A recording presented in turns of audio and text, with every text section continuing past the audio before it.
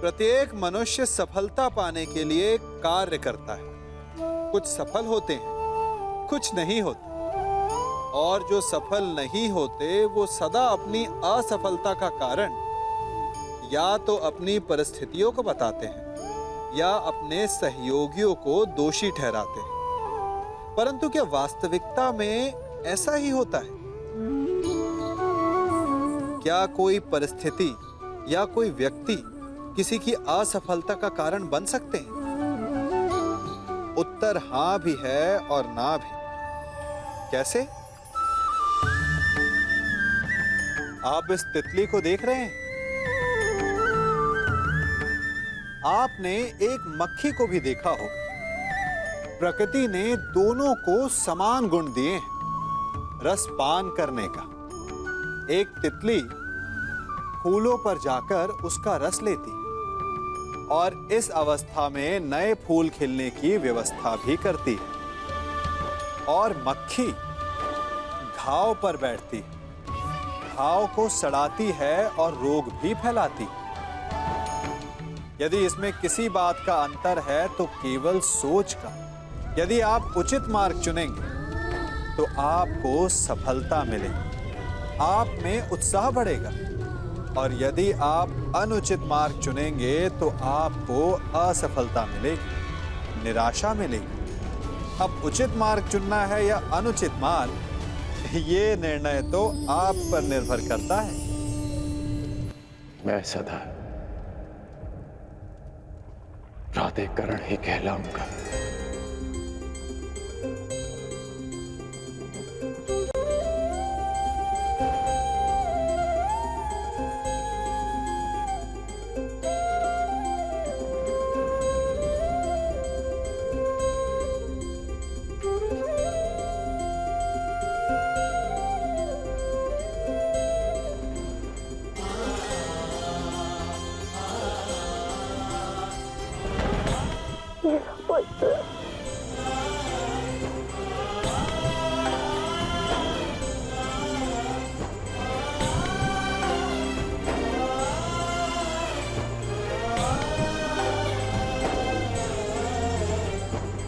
कहाँ जा रहे हो पुत्र? उनके पास जो मेरे प्रश्नों से भयभीत होकर छिपकर बैठे हैं। सूर्य देव के पास।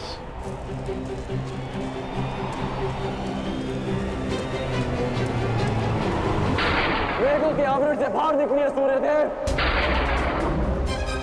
अब आप मुझसे और नहीं छिप सकते। मेरे समक्ष आइए सूर्य देव।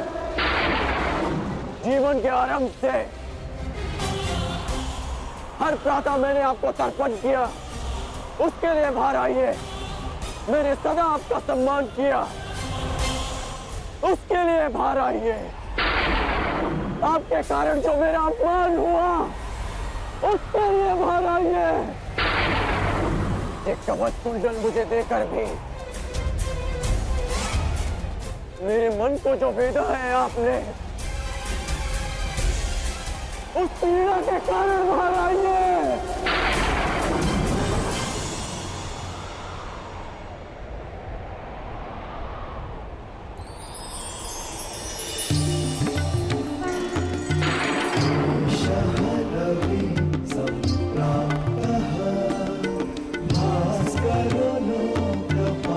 पुत्र कर्ण,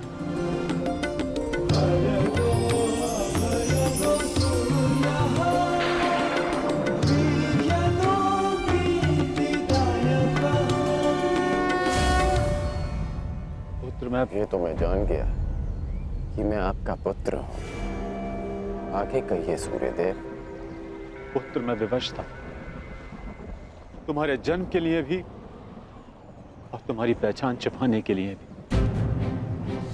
महर्षि दुर्वासा ने देवी कुंती की सेवा से प्रसन्न होकर उन्हें यह आशीर्वाद दिया कि वो जिस भी देवता का आवाहन करेंगी वो उन्हें पुत्र देंगे। देवी कुंती बालिका थी, उन्हें लगा कि कहीं ये वरदान मिथ्या तो नहीं, और उन्होंने खेल खेल में मुझे ये आह्वान दिया और वरदान से विवश होकर मुझे उन्हें अपना अंश देना पड़ा।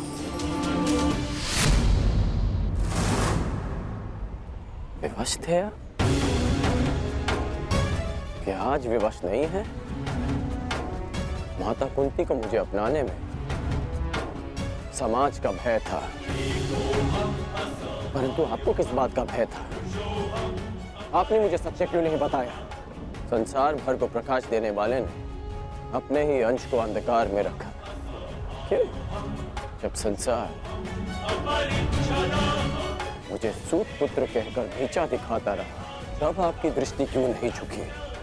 जब सब मुझसे मेरा अधिकार छीनते रहे, तब आपके अहंकार को ठेस क्यों नहीं पहुंची? क्यों तब तक आप मेरी प्रतीक्षा करते रहे, जब तक मुझे स्वयं ज्ञात नहीं हो गया कि मैं आपका पुत्र हूं? क्यों मुझसे सत्य को दूर रखा आपने? क्यों? मैं मानता हूं कि मैंने तुम्हें सत्य से दूर रखा, परंतु मैं सदैव तुम्हारे साथ था। मैं नहीं चाहता था कि समाज को इस बात का ज्ञान हो। मैंने तुम्हें ये कवच और कुंडल इसलिए दिए ताकि तुम अपने हृदय को और भी अधिक बलशाली बना सको। तुम्हें समाज की कठोरता को सहने की शक्ति मिले। मुझे क्षमा कर दो। आपके अश्रु मुझे सांत्वना नहीं दे रहे, अपितु भान करा रहे हैं कि मैं आपके लिए केवल एक फूल के अतिरिक्त और कुछ नहीं था।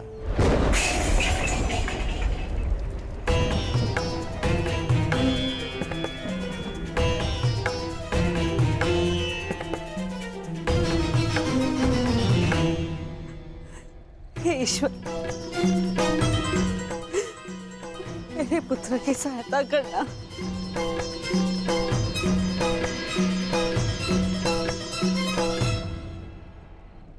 जो स्वयं की सहायता करना जानते हैं, ईश्वर भी उन्हीं की सहायता करते हैं बुआ।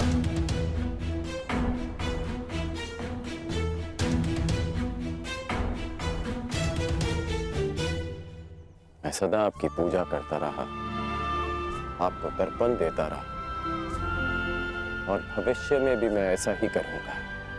मैं सदा आपका सम्मान करूंगा, क्योंकि मेरे लिए आप सदैव सबसे शक्तिशाली रहे।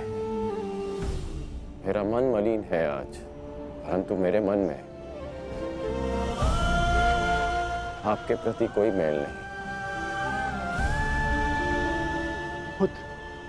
एक बार अपने मुख से आपके जाने का समय आ गया है। कल प्रातः आपको सबके जीवन को अंधकार से निकालना है। विश्राम कीजिए पिताश्री। कल्याण हो तुम्हारा। ऐसी अवस्था में भी तुमने अपने पिता को तृप्त किया। धन्य हो तुम दानवीर कर्ण।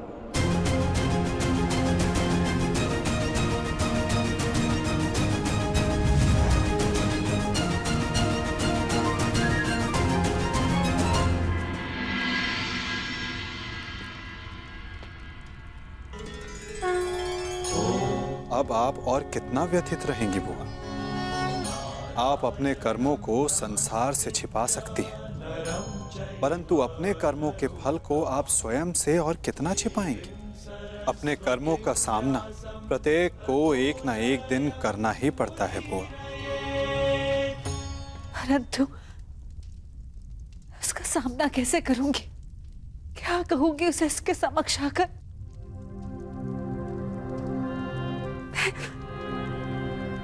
मैं कैसे उसे समझाऊंगी कान्हा?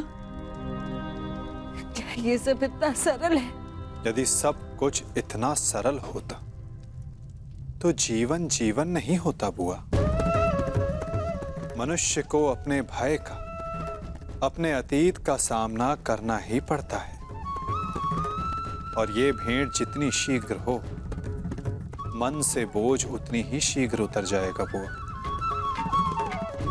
जाइए बुआ, समय आ गया है सत्य का सामना करने का। समय आ गया आपको आपके ज्येष्ठ पुत्र से मिलने का।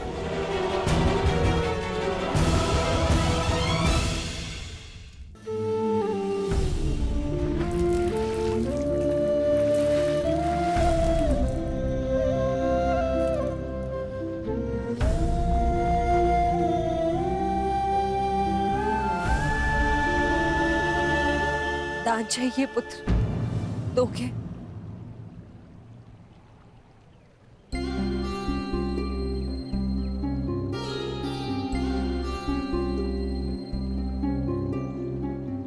सुना है, प्रातःकाल सूर्य को अर्घ देते समय यदि तुमसे कोई कुछ भी मांगे तो तुम कभी मना नहीं करते, उसकी इच्छा पूरी करते हो। इसलिए मैं भी कुछ मांगने तुम्हारे समक्ष आई हूं कि इस दुर्भाग्यशाली माता को क्षमा दान दे पाओगे पुत्र?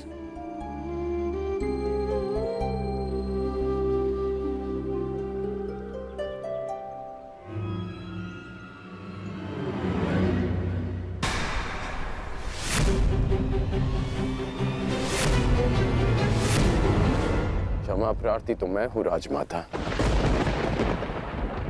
राजमाता, ऐसा मत कहो पुत्र। क्यों? क्या अनुचित कह दिया मैंने? ये कि सत्य जानने के पश्चात भी मैं आपको राजमाता क्यों कह रहा हूं? मैं आपके गले क्यों नहीं लग रहा? आपके चरण स्पर्श कर आपको माता और जननी क्यों नहीं पुकार रहा हूं? कहिए, क्या अनुचित कर रहा हूं मैं राजमाता? मैं आपको माता कहकर इसलिए नहीं पुकार रहा क्योंकि यह आपका कर्म फल है। आपने भी तो इसी भांति वर्षों तक ऐसा ही व्यवहार किया मेरे साथ, आशीष दिया, परंतु कभी अपना पुत्र कहकर नहीं पुकारा, अश्रु बहाए परंतु कभी मुझे गले से नहीं लगाए, कभी मुझे ममता नहीं थी। और आज वही माता मेरे समक्ष प्रेम जताने के लिए आ गई है। अधिकार का भाव कर्तव्य पूर्ण करने से मिलता है। आपने अपना कर्तव्य कभी पूर्ण नहीं किया, आज अधिकार जताने क्यों आ गई? मुझ पर आरोप लगाने से पूर्व मेरी व्याथा तो सुन लो पुत्र। मैं विवश थी जब तुम्हारा जन्म हुआ, मैं अविवाहित थी पुत्र। क्या करती मैं, मुझे तुम्हें त्यागना पड़ा। विश्वास मानो पुत्र, अनजाने में हुए अपराध का बोझ मैं आज तक अपने कंधे पे लिए हूँ।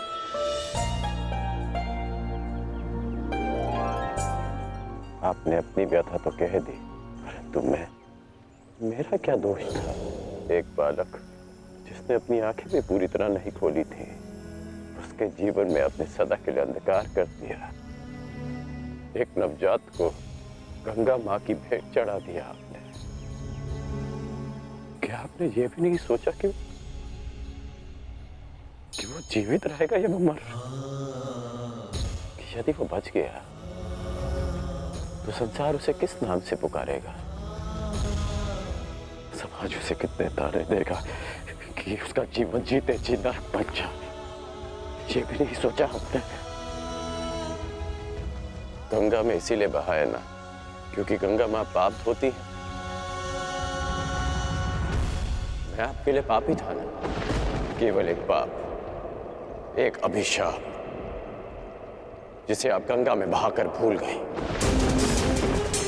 आश्चर्य की बात यह है कि कभी आपने मुझे खोजने का प्रयास नहीं किया, कभी ये जानने का प्रयास नहीं किया कि मैं जीवित हूं या मर गया। आपको पता है कि जब भी मैं आपके समक्ष आता था, आपको प्रणाम करता था, तो एक विचित्र स्नेह, एक अनोखा बंधन अनुभव करता था मैं। क्या आप कभी ऐसा अनुभव नहीं करती थी? तुम मेरे ही पुत्र हो, इसका ज्ञान मुझे रंगभूमि में हुआ, परंतु फिर भी आप मौन थी। ये जानने के पश्चात में आप समझा कि तब आपके समक्ष एक और प्रश्न आकर खड़ा हो गया कि युवराज पद की होड़ में राधा कर रहे अपने सारे पुत्रों को कैसे बताएं कि जिसके कुल का वो अपमान कर रहे हैं वो उनका ज्येष्ठ भ्राता है। हस्तिनापुर के समक्ष ये सत्य कैसे बताएं कि मैं आपकी प्रथम संतान हूं। बोलिए राजमाता, ये आज अचानक क्या हो गया? ऐसा मत कहो पुत्र। मैं नहीं चाहती कि मेरे पुत्र एक दूसरे का रक्त बहे। मुझसे सहन नहीं होता पुत्र, मुझसे सहन नहीं होता। समझ गया कि आप यहाँ मेरे लिए नहीं अर्जुन के लिए आई, कि आप मुझसे क्षमादान मांगने नहीं अर्जुन का जीवन दान मांगने आई, कि आप मुझसे क्षमादान मांगने नहीं अर्जुन का जीवन दान मांगने आई। आप यहाँ इसलिए आई कि मैं अर्जुन का वध ना करूं। ऐसा मत कहो पुत्र। मैं नहीं चाहती कि मेरा कोई भी पुत्र एक दूसरे का वध करे। ठीक है, समस्त हस्तिनापुर के समक्ष ये स्वीकार कर सकती हैं कि मैं आपका ज्येष्ठ पुत्र हूं।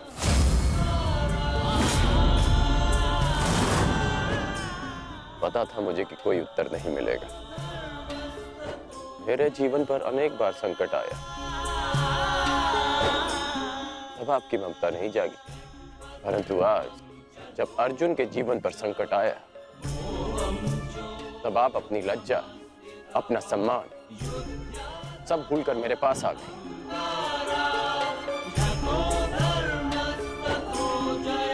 सत्य में अर्जुन बहुत भाग्यशाली है कि उसे आपकी ममता मिली। मैं भले ही अर्जुन को युद्ध के द्वंद्व में हरा दूं, परंतु आज उसने मुझे ममता के द्वंद्व में हरा दिया। तुम्हारी अपराधी हूं मैं। अब इस अपराध बोध को और मत बढ़ाओ। इस युद्ध में भाग मत लो पुत्र। अपने अनुजों से युद्ध मत लड़ो पुत्र। बस एक बार कह दो कि तुम मेरे पुत्र हो कर्ण। हाँ, मैं आपका पुत्र हूं,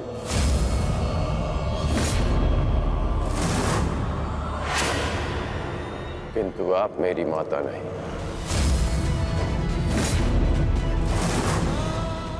सदा स्मरण रखिएगा राजमाता कि इस सूत पुत्र की माता का नाम राधा है। मैंने अवश्य कौंतेय बनकर जन्म लिया, परंतु संसार मुझे सदा राधे कर्ण के नाम से जानेगा। मैं सूर्य पुत्र कर्ण हूं, किंतु मेरे पिता का नाम अधिरथ है। मुझे स्वयं को सूर्य पुत्र के स्थान पर सूत पुत्र कहने में अधिक गर्व अनुभव होगा। आप माता हैं अर्जुन की, सभी पांडवों की, क्योंकि आपने उन्हें पाला पोसा बड़ा किया, प्रेम दिया। और आश्चर्य की बात तो यह है कि आप आज भी उन्हीं की माता बनकर इस सूत पुत्र राधे कर्ण के पास आई हैं, ये आश्वासन पाने कि आपके पुत्र सुरक्षित रहे। मेरे द्वार पर आए किसी भी याचक को रिक्त हाथ लौटने नहीं दे सकता मैं। राजमाता, मैं आपको रिक्त हाथ लौटने नहीं दूंगा। मैं वचन देता हूं कि इस महाभारत के पश्चात आपके 5 पुत्र जीवित रहेंगे, केवल 5। यदि अर्जुन ने मेरा वध किया तो भी, और मैंने अर्जुन का वध किया तो भी। यदि अर्जुन मेरे हाथों वीर गति पाता है तो मैं सब कुछ छोड़कर आपके पास आ जाऊंगा। मैं वचन देता हूं कि अर्जुन के अतिरिक्त आपके किसी पुत्र का वध नहीं करूंगा मैं।